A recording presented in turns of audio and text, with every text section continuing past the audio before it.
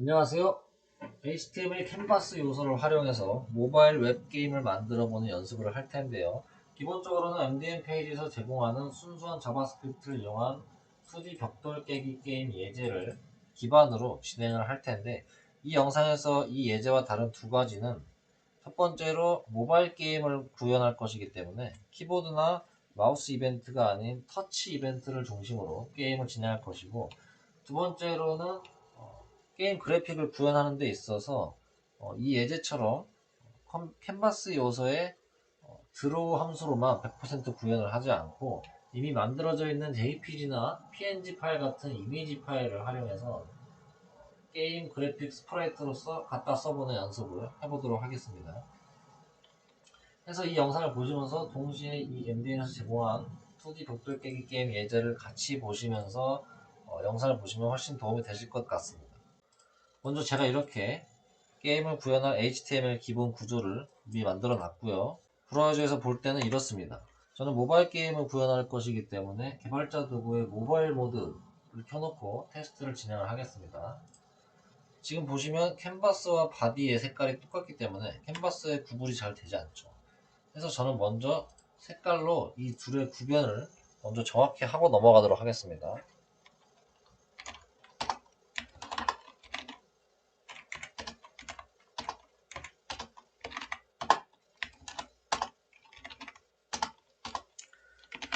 저는 이 두 색깔이 극명하게 다른 어떤 색도 상관이 없다고 봅니다. 색깔은 취향껏 하시면 될 것 같고, 그래서 이렇게 캔버스와 바디의 구별이 명확하게 되고 있습니다.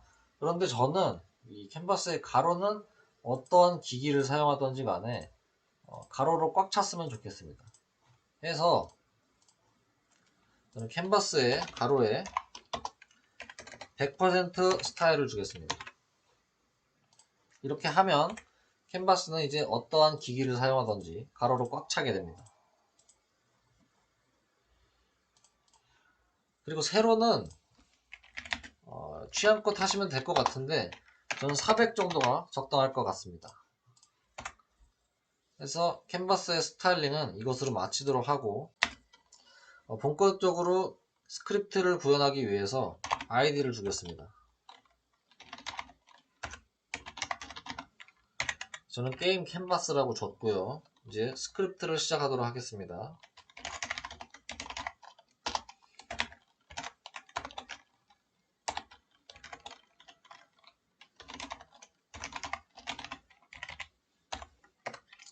이렇게 해서 캔버스라는 상수에 저 캔버스 요소를 집어넣었고요.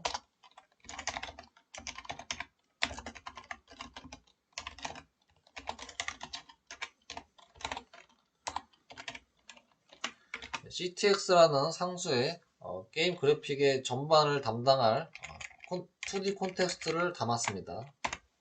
자, 그럼 제일 첫 번째로 플레이어가 조정하는 바를 만들 텐데요. 저는 바 이미지라고 하지 말고 그냥 플레이어 바라고 하겠습니다. 좀 더 이미지라고 하면은 너무 이미지만을 나타내는 것 같으니까 이렇게 JS의 이미지 오브젝트로 할당을 줍니다. 그리고 이 바에 대한 정보를 이제 하나둘씩 넣을 텐데, 일단 기본적으로 가장 중요한 것은 바로 소스, 어떤 이미지를 사용할 것이냐죠. 저는 그냥 구글에 대충 벽돌 깨기 바를 이미지 검색을 해서 아무거나 주워 왔는데 마음대로 원하는 걸 쓰셔도 되고, 아니면 제가 더보기란에 똑같은 이미지를 제공을 해드릴 테니 그것을 갖다 쓰셔도 됩니다. 그리고 바의 가로 길이를 정해줄게요. 이런 세세한 수치 같은 것들은 취향껏 하시면 됩니다. 영상을 똑같이 따라갈 필요는 없어요.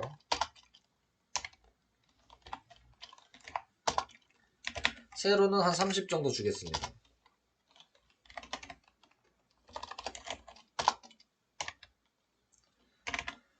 그리고 이 게임이 처음 시작되면 바가 위치할 좌표를 정해줄 건데, X좌표, Y좌표를 정해줄 건데, 이 X라는 변수는 제가 볼 때 이미 예약어인 것 같더라고요. 어디서 이미 쓰고 있기 때문에 제가 따로 쓸 수가 없어서 저는 XX라고 하겠습니다.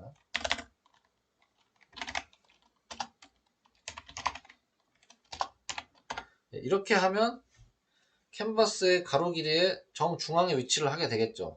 하지만 이렇게 하게 되면 이미지의 기본 중심점은 이미지의 왼쪽 위쪽 끝이기 때문에 이렇게 했을 때 사용자가 봤을 때 정확히 캔버스의 정중앙에 위치한 것 같지가 않아요. 해서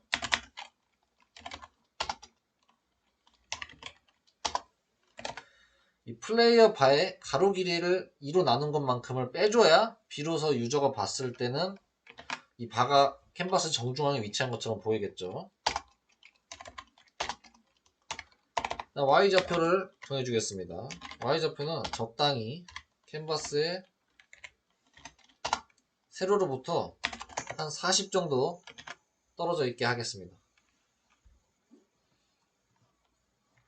그리고 이제 이 바에 대한 설정이 어느 정도 끝났으면 이 바를 캔버스에 그려줄 텐데요. 이 캔버스를 그려주는 함수를 만들도록 하겠습니다.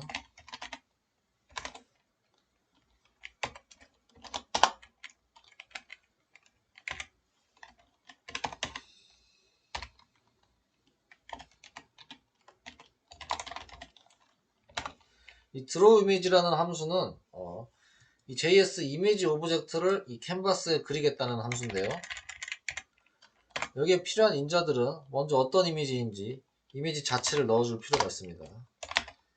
두 번째로 좌표를 정해줘야 됩니다. 캔버스의 어느 위치에 그릴 것인지 저희는 다 정해놨죠.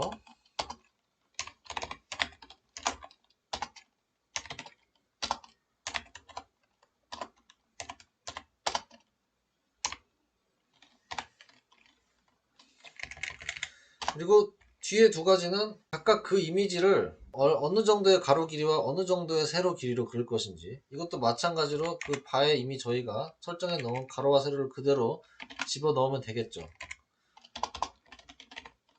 그리고 이 함수를 이렇게 실행을 시키시면 안 보입니다. 이게 안 보이는 이유는 이 이미지가, 이 브라우저가 이 이미지를 전부 받아오기 전에 이미 이 함수를 호출시켰기 때문에 아직 이미지를 받아오지를 못한 겁니다. 그래서 이 드로우 함수를 바로 실행시키지 말고 이 이미지의 온로드에 할당을 시킨다던가 하면 해결이 되는데, 애초에 저희가 그걸 하려던 건 아니고, 이 캔버스는 한 번 그린다고 끝이 아니고 매 순간순간 계속 갱신이 되어야 되기 때문에 set interval 함수로 그리는 것이 바람직합니다. 저는 이 새롭게 갱신되는 주기를 20 정도로 설정을 하겠습니다. 이거는 이제 마음대로 하시면 됩니다. 지금 같은 경우는 이미지가 제대로 불러오기 전까지는 안 그려지다가 불러오고 나서부터는 계속해서 지금 저 이미지가 갱신이 되고 있는 겁니다. 일단 먼저 바를 그렸습니다. 그러면 이제 공이라든지 벽돌을 그리기 전에 먼저 이 바를 터치로 조정하는 것을 구현해 보도록 하겠습니다. 자, 그러면 이 캔버스에서 터치를 감지를 해야 되는데요.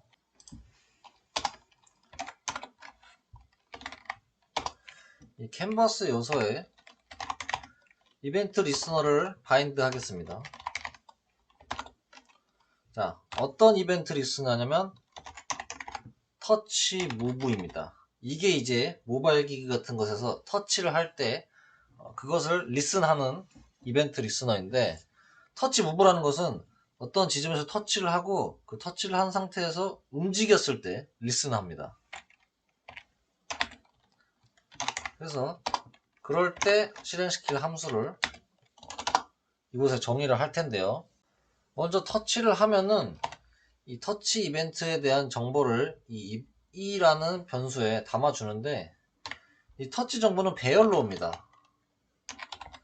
터치스라는 배열로 오는데 보통 터치점이 하나일 경우 이 배열의 첫 번째 원소가 바로 그 터치에 대한 정보를 가지고 있죠.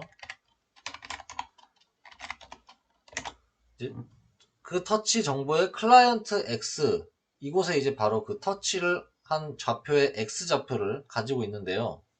그러면 이제 이 터치의 클라이언트 X와 클라이언트 Y로 지금 이 캔버스의 어느 지점을 사용자가 터치했는지 알 수 있을 것 같다, 이렇게 생각하면 참 좋겠지만 이것에는 문제가 몇 가지 있습니다. 그래서 이것을 먼저 해결을 하고 넘어갈 텐데요. 먼저 어떤 문제가 있는지 이해를 돕기 위해서 콘솔로 이 터치 X 정보를 찍어 보자면, 자 이렇게 터치를 하면 지금 터치 무브를 할 때마다 X 좌표가 이렇게 나오고 있습니다.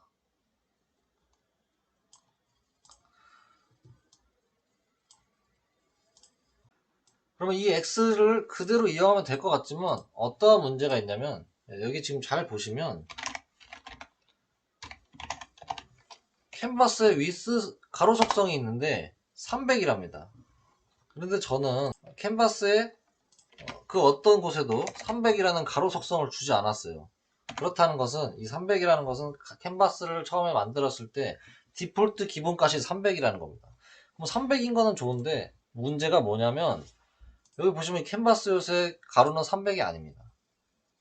그럼 이 300은 대체 어디서 나온 거냐면, 이 300이라는 거는 캔버스가 이 자신의 이 요소의 가로 길이와는 상관없이 내가 이 가로를 300으로 관리하겠다라는 겁니다. 해서 이 클라이언트 X를 그대로 쓴다고 하면은 실제로 이 캔버스의 요소의 가로 길이는 약 359인데 이 300이라는 숫자 맞지 않습니다. 따라서 캔버스가 봤을 때 그 X 좌표와 실제 요소를 기준으로 그 X 터치를 한 X 좌표가 차이가 나게 된단 말입니다.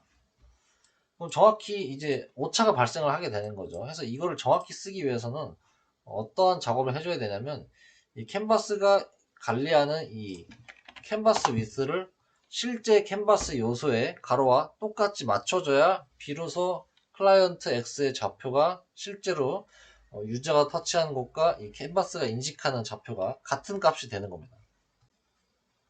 그래서 이 문제를 해결하기 위해서 캔버스를 처음에 초기화 해줄 때 캔버스.width 가로 길이를 캔버스.client width 실제 요소의 가로 길이랑 똑같이 맞춰줘야 됩니다. 이렇게 하면은 지금 캔버스의 가로 값이 디폴트 300이던 것이 새로 고침을 하자 359로 요소의 가로 길이와 똑같이 맞아졌습니다. 이렇게 했을 때 비로소 클라이언트 X가 실제 터치한 X 좌표값과 일치가 되는 겁니다. 지금 보시면 그래픽의 비율도 약간 달라진 게 보이시죠? 이게 지금 옳게 된 비율입니다. 해서 이제는 클라이언트 X를 쓸 수 있을 것 같으나 정확히는 조금 다릅니다. 여기 보시면 바디에 마진, 기본 마진이 있죠. 패딩이 아니고. 얘를 계산을 안 해줘서 그래요. 이 마진을 빼도 되지만 저는 이 마진이 좀 있어줘야 보기 이쁘다고 생각하기 때문에 마진을 남기고 대신에 로직에서 이 마진 값을 계산을 하겠습니다. 그래서 본격적으로 이제 로직을 짜보면, 클라이언트 X 빼기 캔버스 점 오프셋 레프트를 하면 지금 이거는 이 캔버스 요소가 이 화면의 가장 왼쪽으로부터 얼만큼 떨어져 있냐, 패딩 마진 이런 거 다 계산해서, 그래서 그 값을 딱 빼주게 되면 비로소 이 값이 진짜 우리가 사용할 수 있는 X 좌표가 되는 겁니다. 그래서 이 값이 플레이어 바에 X라는 것은 플레이어 바 이미지의 가장 왼쪽 점을 기준으로 하는 거죠. 이거보다 크고 추가적으로 클라이언트 X에 다시 한번 캔버스의 오프셋 레프트를 뺀 값,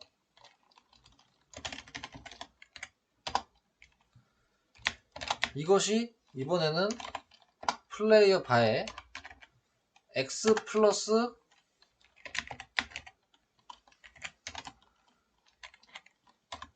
플레이어 바에 width를 해주면 이 플레이어 바 이미지의 가장 오른쪽 점을 기준으로 이 내가 선택한 좌표 X가 그것보다 더 왼쪽에 있는지를 판단하는 거죠. 이렇게 되면 변수가 너무 길어지니까 위에서 한번 변수를 할당을 해주겠습니다.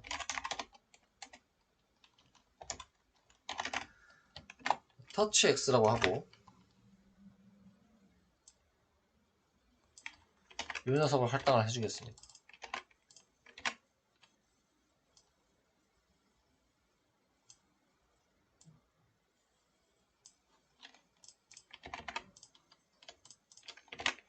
이러면 조금 더 보기가 편해졌죠.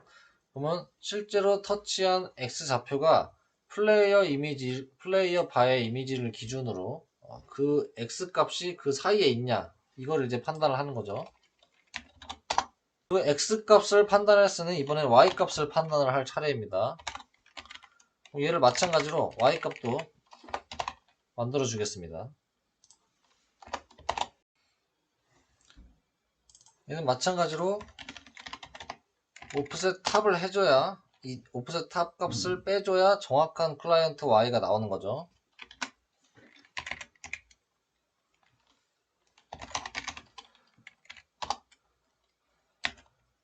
그럼 이 터치 Y가 플레이어 바에 Y보다 더 아래에 있는지를 체크를 하는 것이고, 두 번째로 터치 Y가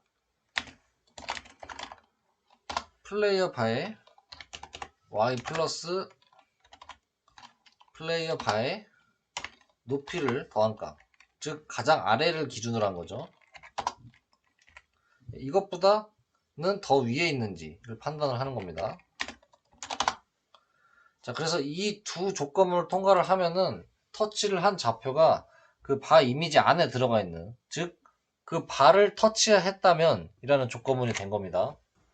그럼 이 상태에서 터치를 하면서 터치 무브, 터치 좌표를 이동을 시키면 그 바를 터치한 곳에 맞게 이동을 시켜줘야 되는 거죠. X 좌표만, 바는 위아래로는 움직이지 않잖아요. 그래서 X 좌표만 따라가게 해줄 겁니다. 플레이어 바의 X 좌표는 터치 X에 이대로 할당을 시키면은 실제로는 이 플레이어 바의 X는 그 플레이어 바 이미지의 가장 왼쪽 위점 꼭지점을 담당하고 있기 때문에 정중앙을 할당을 시켜줘야 돼요. 그래서 여기에 빼기 플레이어 바의 가로 길이 나누기 2를 해줘야 비로소 이 바 이미지의 정중앙이 터치 좌표를 따라가게 됩니다. 지금 보시면 따라가는데 지금 뭐가 문제가 생겼죠. 예. 뭐가 지금 잔상 같은 게 남습니다. 이거를 해결을 해주겠습니다. 지금 이 문제 같은 경우는 이 드로우 함수에서 이 매 순간 드로우를 그리는데 원래 있던 내용물을 지우지 않고 그대로 그 위에 계속 다시 그리니까 생기는 문제입니다. 해서 매 순간 그릴 때마다 이미 그려져 있던 내용물은 한번 싹 지워주고 새롭게 갱신을 해줘야 비로소 저 문제가 해결이 되겠죠. 따라서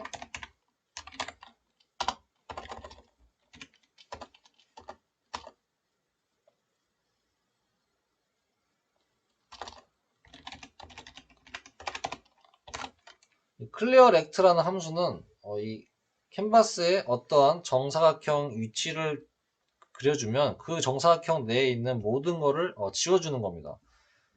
저는 이 캔버스의 모든 내용을 지우고 싶기 때문에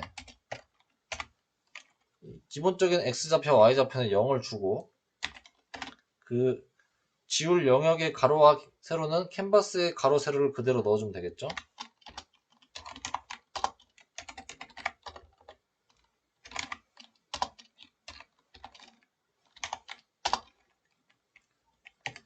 그래서 이렇게 한번 지우고 나서 새롭게 갱신을 해주게 되면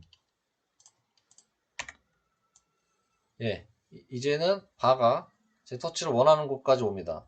근데 지금 보시면 마우스가 화면을 나가도 바도 같이 나가요. 이러면 안 되죠. 바는 이런 식으로 바가 지금 화면 밖에 나간 상태에서 터치를 떼버리게 되면 얘를 다시 컨트롤 할 수가 없죠. 그래서 이거를 방지하기 위해서 가장 끝까지는 나가지 않는 로직을 만들어 주겠습니다. 여기서 이렇게 두 조건문을 통과해서 터치 좌표를 바가 따라가는 거를 맞춰줬다면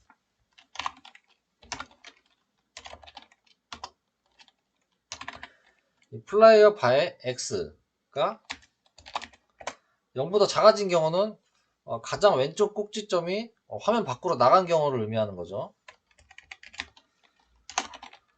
그럴 때는 강제로 x를 다시 0으로 돌려버립니다. 또한 x좌표가 이번에는 플레이어 바의 x에 플러스 플레이어 바의 위스를 더한 값이 플레이어 바의 가장 오른쪽 꼭지점이 되겠죠. 이 오른쪽 꼭지점의 값이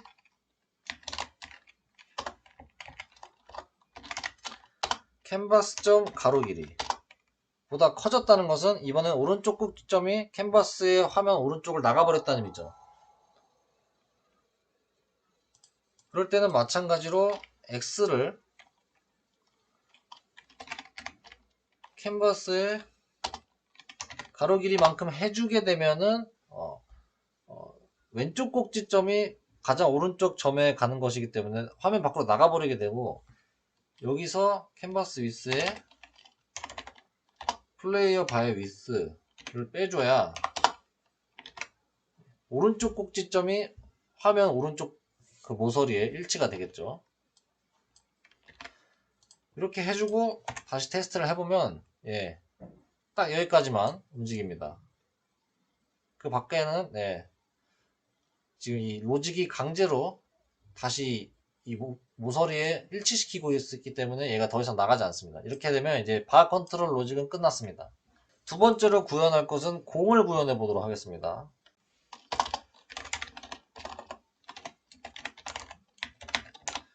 먼저 볼이라고 하는 오브젝트를 하나 만들고, 볼의 X좌표, Y좌표를 먼저 정해주도록 할게요. 마찬가지로 게임이 처음 실행됐을 때는 볼은 캔버스의 정가운데에 위치해야 된다고 생각을 하기 때문에 마찬가지로 캔버스의 가로 길이 나누기 2를 해준 것에 X좌표로 위치를 시킬 것이고, Y좌표는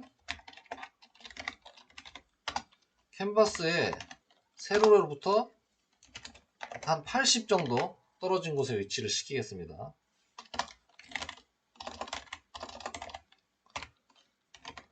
그리고 볼의 반지름을 어느 정도로 할 것이냐, 저는 한 10 정도로 하겠습니다. 그리고 볼의 처음 속도는 3으로 놓겠습니다. 그리고 볼의 색깔도 정해줄 수가 있죠. 저는 기본적으로 블루로 하겠습니다. 그리고 볼의 방향을 정해주겠습니다. 디렉션이라고 해서 45로 저는 정해주겠습니다. 우선 일단 여기까지만 정해주고 간단하게 로직 구현을 해보도록 할 텐데요. 먼저 이 볼을 그리는 함수를 만들어 주도록 하겠습니다.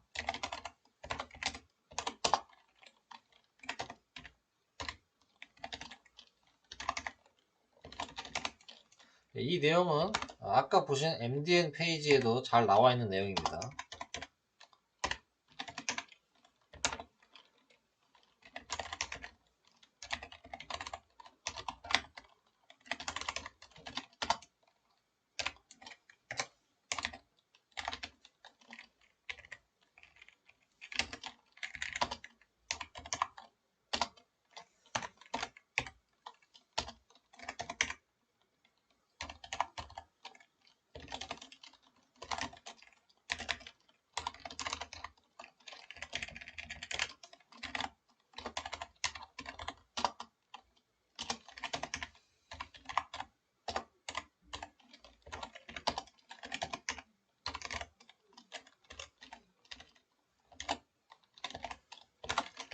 이렇게 하면 저희가 이 위에서 정해준 볼의 정보를 토대로 공을 그려주는 함수를 만들었습니다.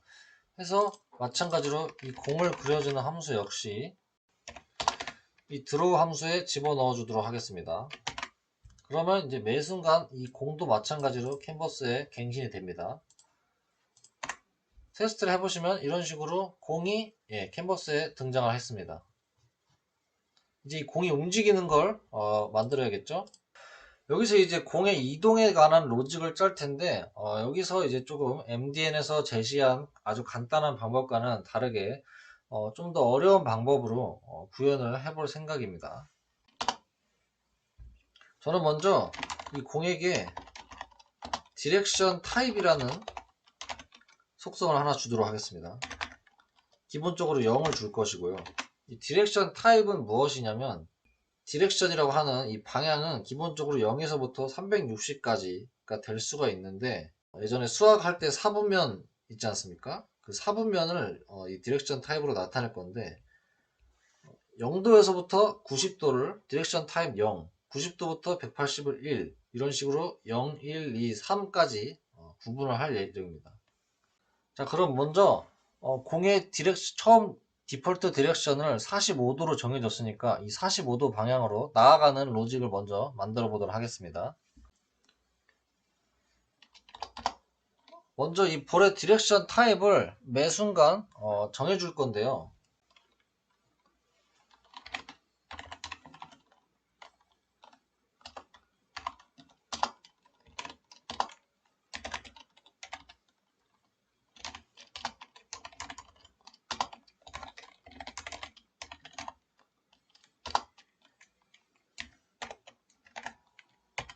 이렇게 하게 되면 볼의 각 디렉션을 90으로 나눈 것에 대해서 나머지를 버린 값을 이 디렉션 타입에 주게 되는데, 이렇게 되면은 정확히 0 아니면 1 아니면 2 아니면 3, 이렇게 4가지 디렉션 타입이 나오게 됩니다. 만약에 디렉션이 0에서 90 사이에 있었을 경우는 디렉션 타입이 0이 될 것이고, 아니면 예를 들어서 180도와 270도 사이에 있었을 경우는 디렉션 타입이 2가 될 것이고, 이런 식으로 디렉션 타입이 매 순간 갱신이 될 것입니다. 그럼 이제 가장 중요한 부분이 나오는데요. 바로 저희가 지금 가지고 있는 정보는 공이 가지고 있는 속도랑 공의 진행 방향 각도입니다. 이거를 가지고 각 그 각도와 속도가 이만큼 있을 때 이 공이 얼만큼 X좌표를 움직여야 되고 얼만큼 Y좌표를 움직여야 그 각도와 속도에 맞는 거리만큼, 각도만큼 이동을 할 것인지, 이 로직을 한번 구현을 해보도록 하겠습니다. 먼저 각 디렉션 타입이 무엇이냐에 따라서 스위치 케이스를 만들겠습니다.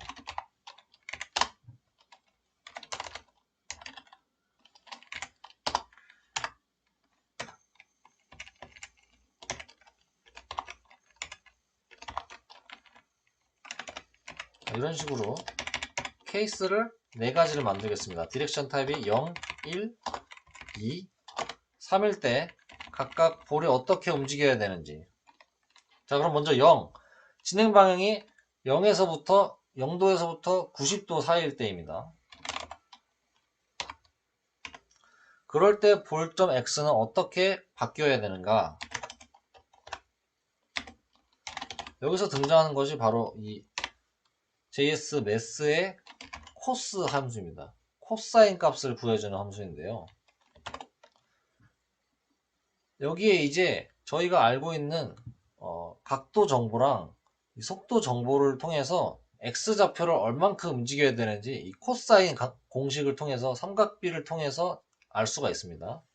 해서 먼저 볼의 방향을 90으로 나눈 것에 대한 나머지, 이 삼각비를 사용하기 위해서는 이 90도를 넘을 수 없기 때문에 어차피 저희는 그 삼각비의 0도에서 90도 사이의 각도만 알면 되기 때문에 그 나머지 값을 즉 삼각형의 한 각으로 보고 그 삼각형에 곱하기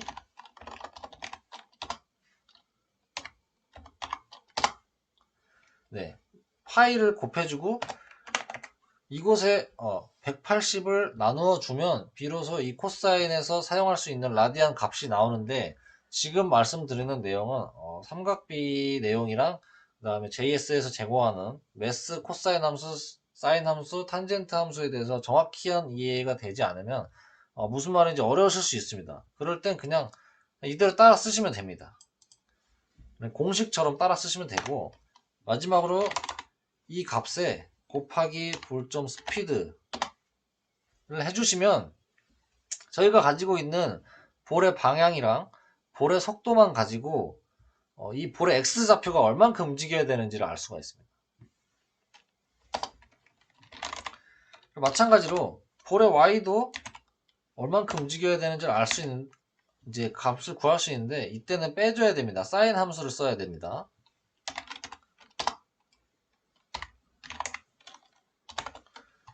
마찬가지로 넣어주는 값은 같아요. 이렇게 했을 때 저희가 알고 있는 이 방향과 이 스피드일 때 이 y좌표는 얼만큼 움직여야 되는지를 이 함수가 구해줍니다. 자, 그럼 이게 바로 케이스 1일 때이고 여기서 다 조금씩만 달라집니다.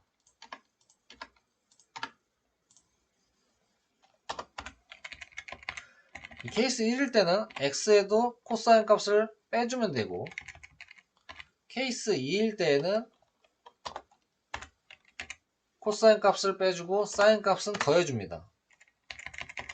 그리고 마지막 케이스 4일 때에는 코사인 값도 더해주고 y의 사인 값도 더해줍니다. 이렇게 케이스 4개별로 더해야 되는지 코사인과 사인 값을 더해야 되는지 빼야 되는지를 이렇게 정해주죠. 이거를 설명드리려면 거의 학교에서 수학 시간에 삼각비 강의하는 걸 그대로 해야 되기 때문에 이거는 그냥 공식처럼 그대로 쓰시거나 아니면 따로 공부하고 싶으신 분들은 구글링에 뭐 삼각비를 쳐보시던가 해서 이게 어떠한 원리로 작동을 하는 건지 알아보시면 이해에 도움이 될 것 같습니다. 그래서 이런 식으로 각 볼의 방향에 따라서 어떻게 X좌표와 Y좌표를 움직여야 되는지 로직을 구현을 했습니다. 그럼 이제 테스트를 돌려보도록 할게요. 자, 일단 공이 움직이는 건 봤습니다. 이제는 공이 이 벽이랑 바에 닿았을 때 튕기는 로직을 개발을 해야 되겠죠. 지금은 일단 움직이기만 합니다. 자, 그럼 이렇게 디렉션 타입을 정하고 이 디렉션 타입에 따라서 각 X와 Y 좌표를 어떻게 움직여야 되는지 로직을 계산하기 전에 먼저 이 볼이 벽이라던가 아니면 플레이어 바에 충돌을 했는지 감지를 하는 로직을 만들어 보도록 하겠습니다.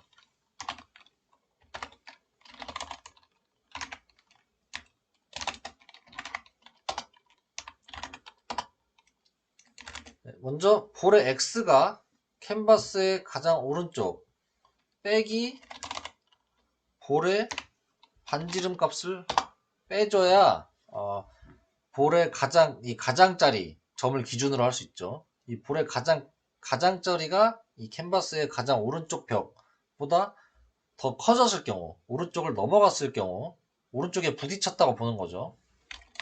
또는 볼의 x가 0보다 작아진 경우를 하면은 볼의 중심점을 기준으로 하기 때문에 볼의 반 정도가 화면 밖으로 나가야 될 것이고 정확히는 볼의 레이디우스만큼 반지름만큼을 계산을 해줘야 되죠. 정확히는 0 플러스 이런 거인데 이건 이제 생략을 해도 되죠. 그래서 볼의 반지름만큼은 계산을 해줘서 x 값이 그 반지름 값보다 더 작아지면 볼의 가장 왼쪽 가장자리가 화면 왼쪽 모서리에 부딪혔다고 보는 거죠. 그럴 때 어떻게 해줘야 되는지. 그럼 저희가 해줘야 되는 거는 바로 이 볼의 진행 방향을 좌우로 반전을 시켜줘야 되는 겁니다. 그래서 그걸 어떻게 하냐면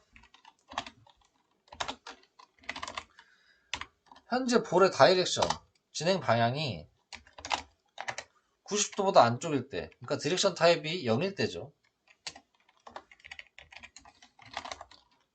이때는 볼의 다이렉션 방향에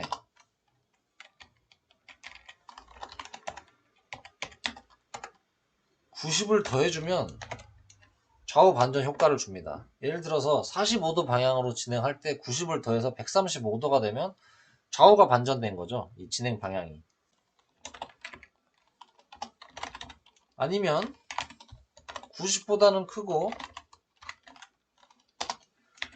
진행 방향이 180보다는 작을 때, 즉 디렉션 타입이 1일 때입니다.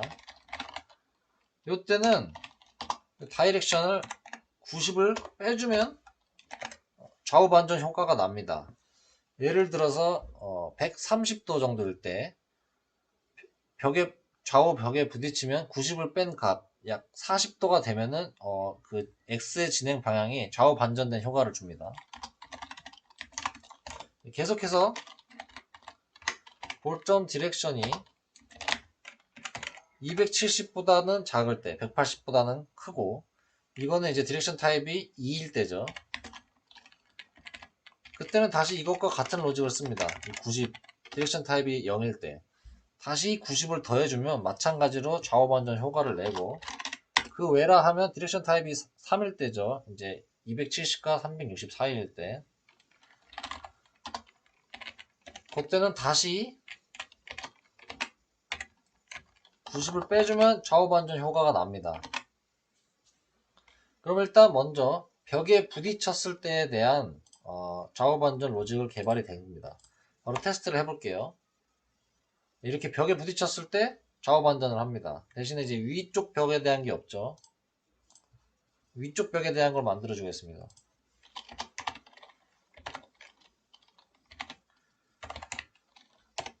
볼점 Y가 0보다 작다는 것은 볼이 화면 위쪽 밖으로 나갔다는 것인데, 여기도 이제 마찬가지로 볼의 반지름 계산을 해줘야 가장 위쪽 가장자리를 기준으로 충돌 감지를 하겠죠. 그래서 위쪽 천장에 닿았을 때는 어떤 방향이든 상관이 없고, 다이렉션을 360 빼기 현재 볼의 디렉션, 진행 방향을 빼준 값을 새로 할당을 시켜주면 상하 반전 효과가 나옵니다. 이 각도에 대한. 이렇게 하면 간단하게 위쪽 천정에 대한 충돌 감지가 끝났고, 테스트를 해보겠습니다. 이제 이런 식으로 각 좌우랑 천장에 대한 감지는 하는데, 이 플레이어 바라든지 아니면 아랫바닥에 대한 충돌 감지가 아직 안 되고 있죠. 일단 아랫바닥에 닿았을 때는 튕기면 안 되고 게임을 져야 되는 거죠. 그럴 때는 LG if로 볼점 Y가 캔버스의 높이 보다 더 커지면 화면 밖으로 나간 건데, 여기도 마찬가지로 볼의 반지름을 계산을 해줘야 되죠. 그러면 볼의 가장 아래 가장자리가 화면의 캔버스의 아래에 닿았을 때 이제 놓친 경우인 거죠. 그럼 게임 패배를 해야 됩니다. 일단 간단하게 월럿으로 처리를 하겠습니다.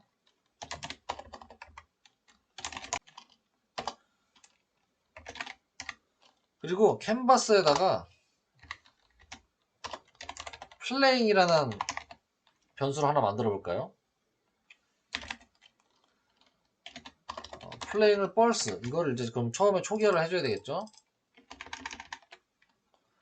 처음에 캔버스를 초기화하는 부분에 canvas.playing, 처음엔 true인 겁니다. 그럼 처음에는 게임을 하고 있는데 중간에 공을 놓쳐서 패배를 하게 되었을 때 캔버스의 플레잉을 false로 만들어주고,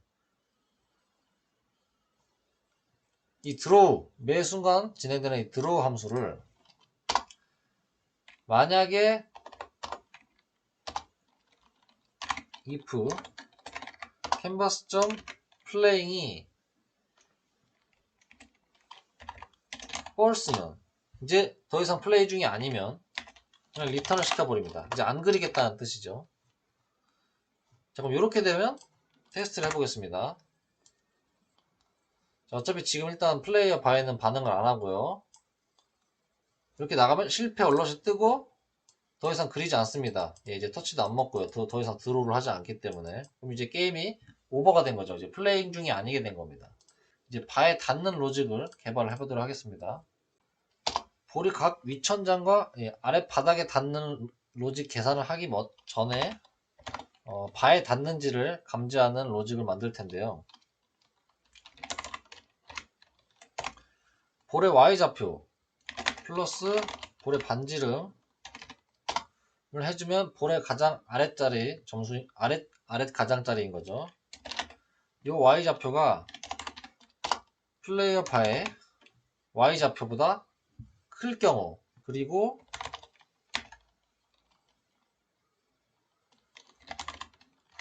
볼의 X가 플레이어 바의 X보다 클 경우, 더 오른쪽에 있을 경우, 그리고 마찬가지로 볼의 X가 플레이어 바에 X 플러스 플레이어 바에 위스를 더한 값보다 더 클 때, 오른쪽에 있을 때, 자, 이 조건을 모두 충족시키는 게 어떤 뜻이냐면 바로 이 볼이 바에 닿았냐 안 닿았냐를 이제 판단하는데 모든 조건이 갖추어진 겁니다. 볼의 가장 아랫자리가 아래 y좌표가 플레이어 바의 그 윗 가장자리에 닿거나 혹은 살짝 아래쪽으로 내려갔고, 볼의 x좌표가 플레이어 이미지를 기준으로 그 안쪽에 들어있는지, 이거를 모두 통과하고 나면 볼이 바에 충돌했다고 해도 맞게 되는 거죠. 그럴 때 이제 마찬가지로 해줘야 될 게 이제 볼을 튕겨내줘야겠죠. 그럼 마찬가지로 아까 윗천장에서 했던 것처럼 디렉션을 360에서 뺀 값으로 다시 재할당을 시켜줍니다. 이렇게 되면 이제 바에 닿았을 때 튕기게 되겠죠. 이렇게 바에 닿았을 때 튕깁니다. 가장 아랫자리를 기준으로. 이렇게 되면 거의 구현이 거의 다 됐죠. 이제 벽돌만 있으면 되는데, 저는 사실 벽돌을 구현하기 전에 이 게임에 약간의 재미를 좀 추가하고 싶어요. 어떻게 추가를 할 거냐면, 지금 보시면 공이 너무 정직하게 튀기고 있어요. 계속 이 마른 목골로. 아무래도 방향이 계속 이 정해진 대로만 반전이 되고 있기 때문이죠. 그래서 저는 이 방향을 약간씩 랜덤하게 좀 바꿔주는 효과를 줘서 좀 더 게임을 다이나믹하게 만들고 싶습니다. 그래서 저는 볼 바운스라고 하는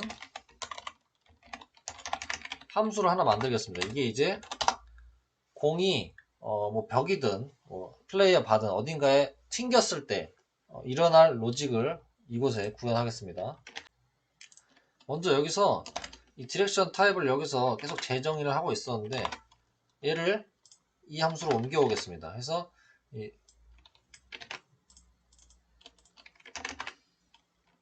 이 볼이 튕기는 경우, 모든 경우에 이 볼 바운스 함수를 집어넣어 주도록 하겠습니다.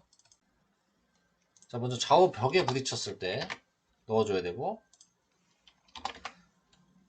플레이어 바에 닿거나 윗 천장에 부딪혔을 때 마찬가지로 볼 바운스를 해야 되죠. 자, 그러면 이제 모든 곳에 설치는 끝났고, 이제 여기서 약간씩 랜덤하게 각도의 진행 방향의 변화를 조금씩 줘서 좀 더 다이나믹한 움직임을 하게 만들겠습니다. 먼저 저는 이 콘스트 랜덤 포인트라고 해서 어딘가에 부딪힐 때마다 일으킬 약간씩의 진행 방향의 변화의 정도를 먼저 선언하겠습니다.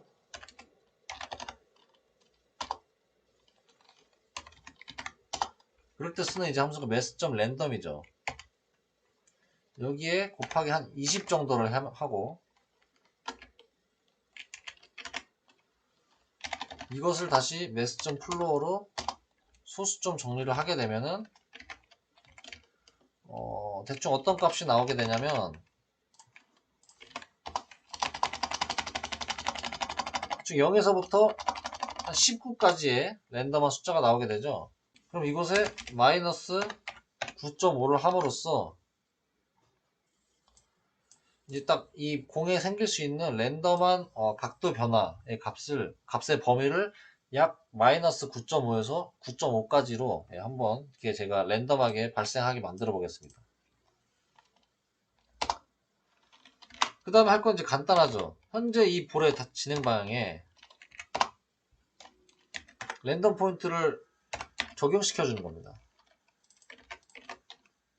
자, 그렇게 하고 테스트를 해보겠습니다.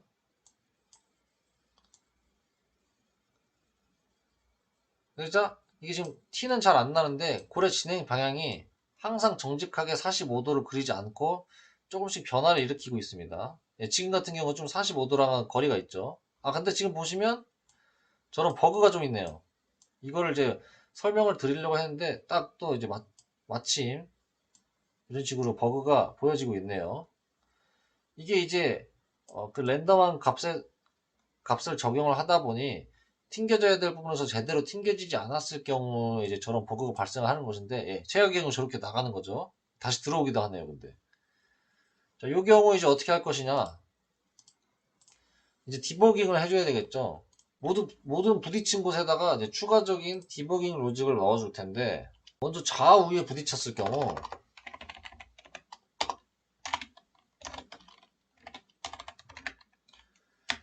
볼의 X좌표가 캔버스의 가로에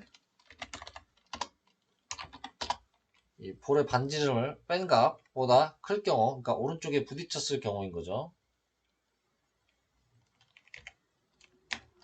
그럴 때 강제로 볼의 X에 약 3 정도 값을 강제로 왼쪽으로 밀어버립니다. 이러면 이 랜덤 포인트 때문에 약간 방향이 틀어져서 제대로 부딪혀지지 않더라도 강제로 왼쪽으로 밀어냈기 때문에 연속적으로 부딪히는 벽에 부딪히는 일이 없어지게 되는 거죠. 그리고 엘즈라고 하면 이제 반대쪽에 부딪힌 경우입니다.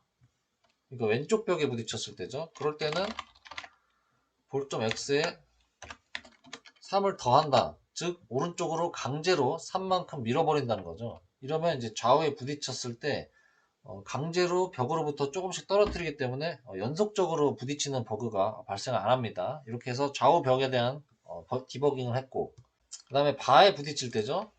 마찬가지로 바로부터 위쪽으로 살짝 강제로 밀어주는 효과를 좀 내줘야 된다고 보고, 마찬가지로 3 정도를 강제로 위로 올리겠습니다. 그리고 천장에 닿았을 때는 강제로 아래로 내려야겠죠. 마찬가지로 Y에 3을 추가를 시켜서 강제로 좀 밀어내는 효과를 주겠습니다. 자, 그리고 이제 세로 고침을 해서 어떻게 바뀌었나를 보면, 일단 이제 버그는 더 이상 일어나지 않고, 지금 보시면 바라든지 이 벽에 부딪힐 때 공을 자세히 보시면 약간씩 힘을 받는 것처럼 보입니다. 조금씩 이렇게 힘있게 튕겨내는 모습이죠. 강제로 이제 반대 방향으로 이제 그 뉴턴의 작용 반작용처럼 밀어주다 보니까 그 부딪히는 순간에 그 반대 방향으로 잠깐 힘있게 좀 떨어지는 모습이 보이실 수도 있고 안 보이실 수도 있는데, 어쨌든 지금 이제 몇 번을 부딪혀도 같은 버그가 발생 안 하고 있습니다. 지금 보시면 각도가 아무래도 랜덤하게 붙다 보니까 이게 약간 재수가 없으면, 예, 지금처럼 너무 여러 번 튕기는 이제 방금은 또 너무 직각으로 이제 아래로 꽂혔죠. 이런 식으로 각도가 너무 이제 제멋대로 되는, 또 이것도 어떻게 보면 버그죠. 약간 게임의 재미를 저해하는. 그래서 이것도 한번 잡아보도록 하겠습니다. 얘는 이제 간단합니다. 어떻게 잡냐면, 여기서 랜덤 포인트를 주지 않습니까? 랜덤 포인트를 주기 전에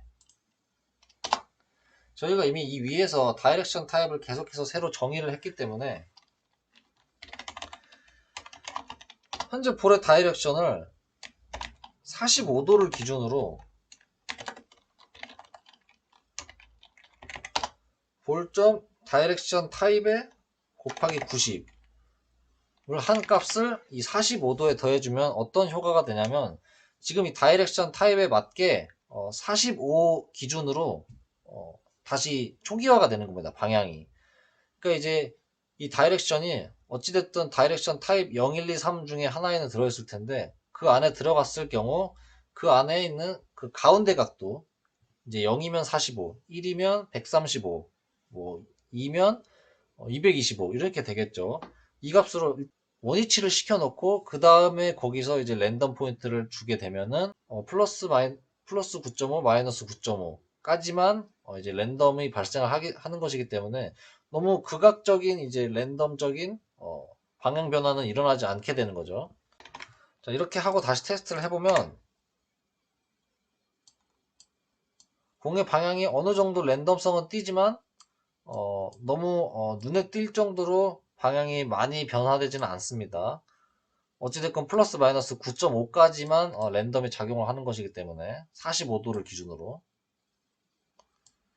이렇게 해서 게임의 재미에 대한 이제 어느 정도 로직을 좀 맞췄다고 보고, 이제 드디어 벽돌을 구현을 하는 시간을 가져보도록 하겠습니다. 원래는 벽돌이 이제 여러 개 있으면 좋겠지만 지금은 영상을 빨리빨리 진행을 하기 위해서 간단하게 5개의 벽돌만 예시를 들어보도록 하겠습니다. 브릭 리스트라는 배열에 이 브릭, 벽돌들을 보관을 할 텐데요. 5개를 만들 것이기 때문에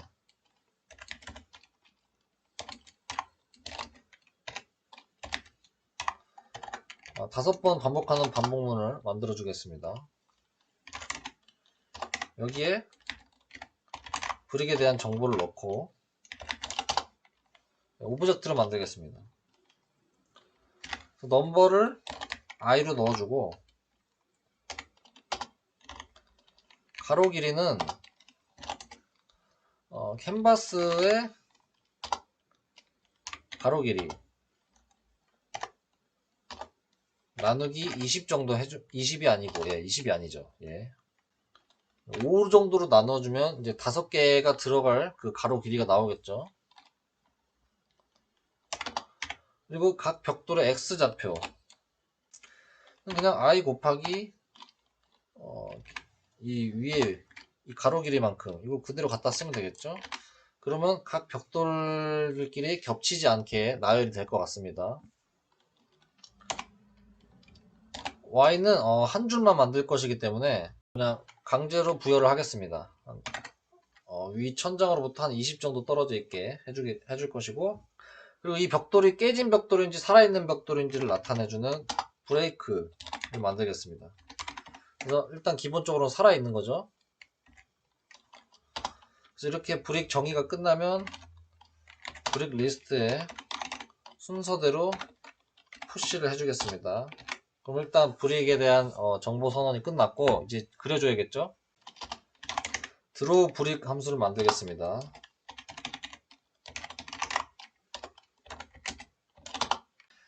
자, 그럼 모든 브릭 리스트를 순회를 해야 되기 때문에 for each로 순회를 하겠습니다. 그럼 각 브릭에 대해서 이제 그림을 그릴 건데, 만약에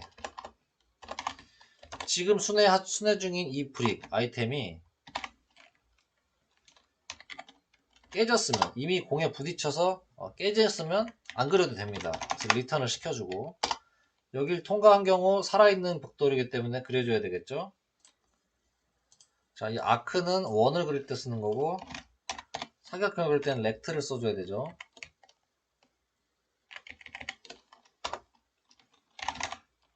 자, 위에서 각 x나 y 좌표 가로 세로 길이 같은 걸 다 정의를 해줬습니다.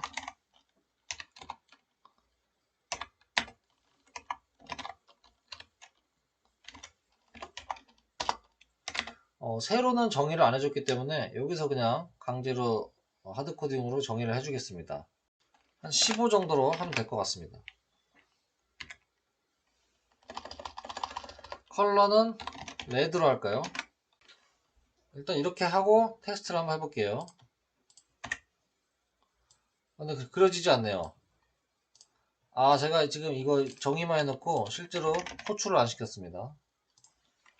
여기다 드로우 브릭까지 호출을 시켜주고 테스트를 하면 그려졌는데 이게 아무래도 다닥다닥 붙여있다니까 이게 하나로 안 보이죠.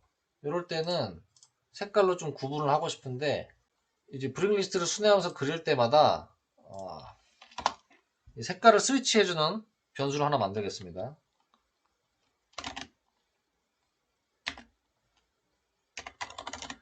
컬러 스위치라고 해서 기본적으로 true고, 컬러를 컬러 스위치가 true냐 false냐에 따라서 레드가 될 수도 있고 아니면 뭐 그린이 될 수도 있고 이런 식으로 해주겠습니다.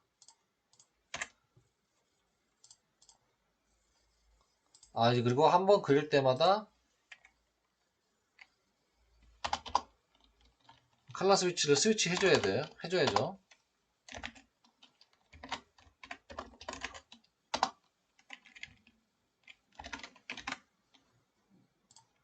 그리고 테스트를 해보면 이런 식으로 한번 그릴 때마다 색깔이 바뀌어서 이제 벽돌 간의 구분이 가능해집니다.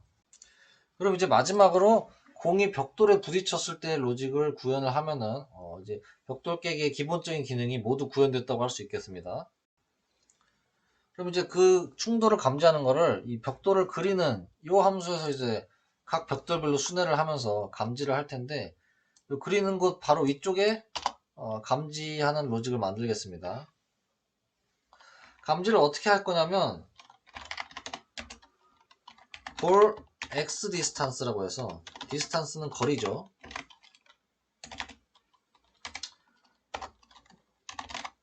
아이템 벽돌에 x 빼기 볼.x 이렇게 하면은 공과 그리고 지금 순회 중인 이 벽돌 간의 x 거리를 알 수가 있죠.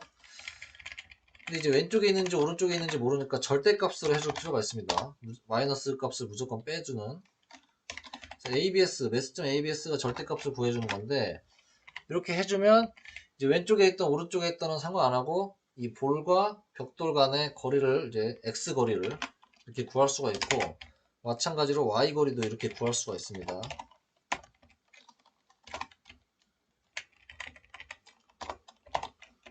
그러면 이 두 개를 가지고 실제 거리를 알아낼 수가 있죠. 위대한 피타고라스의 그거를 통해서요. 그거 뭐죠? 피타고라스의 정리.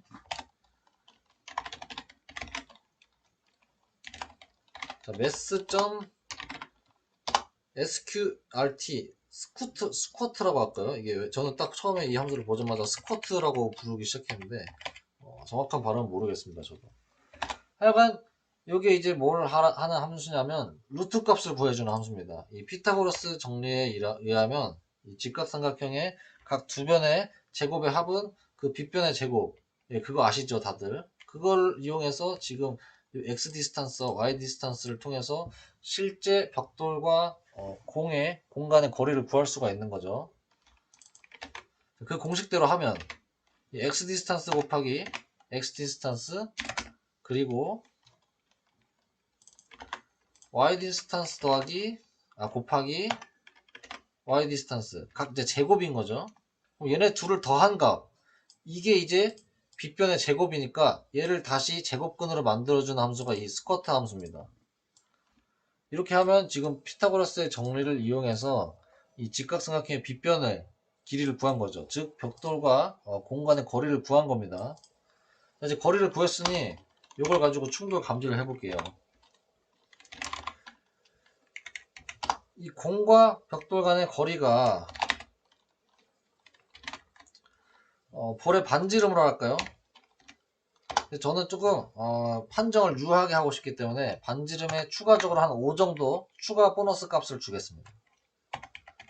해서 이 공과 벽돌 간의 거리가 이 레디우스에 더하기 한 5 정도 한 값보다 작아진 경우 충분히 가까워졌기 때문에 충돌을 한 것으로 보고 아이템.브레이크를 true로 부서지게 만들겠습니다. 벽돌을. 그러면 이제 해줘야 될 게 뭘까요?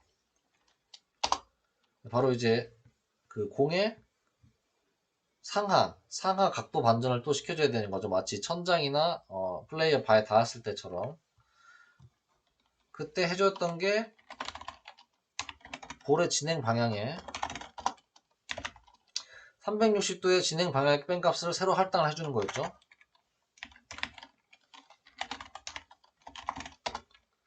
이렇게 되면 상하 반전은 이제 마치게 되죠. 사실 정확히 하려면은 공이 각 벽돌에 양쪽 오른쪽 왼쪽 면에 닿았는지 아니면 위쪽 면 아래쪽 면에 닿았는지를 통해서 상하 반전을 시킬지 좌우 반전을 시킬지 이걸 또 정확히 해주려면 해줄 수 있겠습니다만 지금은 그냥 간단하게 무조건 위 또는 아래에 부딪혔다고 보고 상하 반전만 시켜주도록 하겠습니다. 그리고 아까 만들어 놓은 이 볼 바운스 함수를 여기도 마찬가지로 적용을 시켜줘야 어느 정도 랜덤성 포인트가 붙겠죠. 이렇게 하고 테스트를 돌려볼게요. 근데 지금 충돌이 되지 않고 있죠. 뭔가 지금 문제가 있습니다. 여기 지금 제가 대문자로 잘못 넣었네요. 예. 여러분도 혹시 이런 실수가 있지 않은지 확인을 해보시면 좋을 것 같습니다. 예, 지금 완전 지금 정확하지는 않지만 어느 정도 충분히 가까워졌을 때 벽에 좀 부딪히는 효과를 주고 있어요. 예, 지금처럼요. 지금은 약간, 예, 지금 판정이 너무 약하죠, 지금은. 판정을 좀 더 유하게 바꿔주겠습니다. 5가 아니고 한 10 정도로 바꿔주고, 그리고 공의 속도를 좀 올려도 괜찮을 것 같아요. 그런데 이 게임의 또 재미를 위해서 그냥 속도를 올리기보다는 한 번 벽돌을 깰 때마다 차근차근 속도를 올리는 식으로 해야 좀 더 재미가 있을 것 같거든요. 그래서 한 벽돌을 깰 때마다 볼의 스피드를 1씩 증가를 시키면 어떨까요? 그럼 이제 판정이 좀 유해졌고, 자, 하나를 깰 때마다 예, 속도가 점점 빨라집니다. 점점 어렵게 되는 거죠. 아, 지금도 약간 판정이 좀 애매한 부분이 있네요.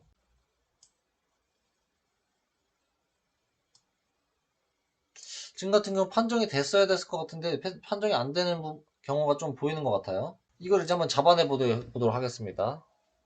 아, 지금 보니까 이 아이템의 X랑 Y를 한다는 것은 그 각 벽돌의 왼쪽 위 꼭지점을 기준으로 하고 있죠. 아, 이걸 제가 깜빡하고 놓쳤네요.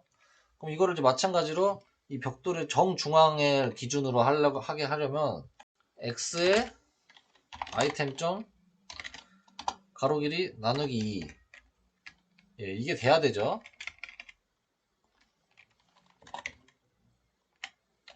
요 값이 실제 가운데 X 값인 거죠. 그리고 Y도 마찬가지로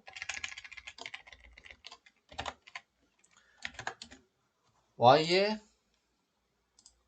여기 지금 예, 브릭을 예, 세로는 안 정해졌죠. 세로는 저희가 강제로 여기서 좀 정해준 부분이 있기 때문에 저희가 10으로 강제로 정해졌기 때문에 대충 절반 값인 7 정도로 하겠습니다. 이렇게 해야 비로소 거리를 잴 때 벽돌의 왼쪽 위 꼭지점이 아닌 벽돌의 정중앙을 기준으로 거리를 재게 되겠죠. 자, 다시 한번 테스트를 돌려볼게요. 아, 이제는 좀 납득할 만한 충돌 판정이 일어나고 있는 것 같습니다. 예, 지금은 좀 납득이 됩니다. 판정들이. 훨씬 지금, 예, 좋죠. 움직임이. 이렇게 되면 사실 이제 게임의 완성이라고 볼 수 있습니다. 그러면 이제 사실은 여기서 맞춰도 되고 아니면 추가적으로 이제 넣을 기능이 있다면 뭐 모두 이겼을 때 이제 게임 승리를 알리는 뭐 얼럿을 띄운다든지 아니면 벽돌 개수를 늘려본다든지 뭐 이런 이제 추가 연습을 할 수가 있겠는데요. 이 영상을 마치기 전에 간단하게 지금 보시고 계신 문제처럼 벽돌의 개수가 정해졌을 경우 공의 방향을 아무래도 저희가 컨트롤할 수 있는 게 아니기 때문에 이렇게 게임이 안 끝나는 경우가 좀 있을 수 있죠. 이거는 이제 제가 볼 때 좀 게임의 재미를 저해하는 요소이기 때문에 마지막으로 이것만 잡고 이제 이 영상을 마무리하면 될 것 같습니다. 네, 지금처럼 모든 벽돌을 파괴하는데 꽤 오랜 시간이 걸리면 아무래도 지루할 수가 있기 때문에 이걸 어떻게 해결하면 좋을까요? 일단 저는 가장 간단하게 좀 해결을 할 방법은 하나를 부딪힐 때마다 공의 속도를 올렸던 것처럼 공의 크기를 좀 키워보면 어떨까 생각이 듭니다. 그래서 이제 공이 벽돌 하나 부딪힐 때 속도를 올림과 동시에 공의 반지름을 약 3 정도씩 키워주겠습니다. 그러면 이 로직에서 공의 반지름이 커짐에 따라서 점점 더 판정이 유해질 것이고 그러면 다른 나머지 벽돌을 부딪힐 확률이 더 커지겠죠. 이 값도 아까 보니까 약간 좀 더 올리면 좋을 것 같아서 15 정도까지 올려주겠습니다. 이렇게 하고 이제 마지막으로 테스트를 해보겠습니다.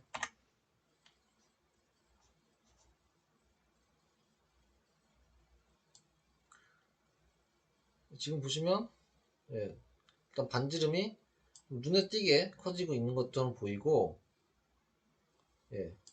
충돌도 좀 더 잘 되고 있는 것 같습니다. 마지막 하나가 남은 거는 이제 이건 어쩔 수 없이 이제 아무래도 시간이 오래 걸리는 거는 좀 더 다른 뭐 여타가 이제 벽돌 게임처럼 이 바에다가 아이템을 먹으면 특수 능력을 좀 준다든지 이런 방식으로 좀 집어 넣으면 비로소 이제 재밌는 게임이 될 것 같은데, 지금 이제 그것까지는 구현하는 것은 좀 기본에서 벗어난 것 같고, 이번 영상은 이렇게 하는 것으로 벽돌 모바일 게임 구현하는 것을 마치면 될 것 같습니다. 이제 여기서 추가적으로 연습을 한다면 벽돌 개수를 늘린다든지, 아니면 아까 말씀드린 것처럼 뭐 아이템을 추가시켜 본다든지, 아니면 뭐 모든 벽돌을 깼을 때 승리했을 때 이벤트를 만들어 준다든지, 이런 식으로 추가적인 이제 연습이 가능하실 것 같습니다. 제가 더보기란에 이 소스를 기반으로 해서 제가 연습했던 벽돌 깨기 페이지를 제공을 해드릴 테니 그걸 참고를 하셔도 되고, 지금 이 영상에 사용한 그 소스 그대로 이 HTML 파일을 가지고 싶으신 분은 댓글에 이메일 주소 남겨주시면 제가 지금 사용했던 이 HTML 파일을 그대로 전송해 드리도록 하겠습니다. 다른 궁금한 점이 있으시면은 댓글로 물어봐 주시면 성실하게 답변해 드리도록 하겠습니다. 저거 하나 부수고 영상을 마치고 싶은데 오래 걸리네요. 결국 게임에 대한 승리는 이거 안 되네요. 예, 게임 승리는 여러분의 몫으로 넘겨놓고, 예, 도망치듯이 이 영상을 마무리하도록 하겠습니다. 감사합니다.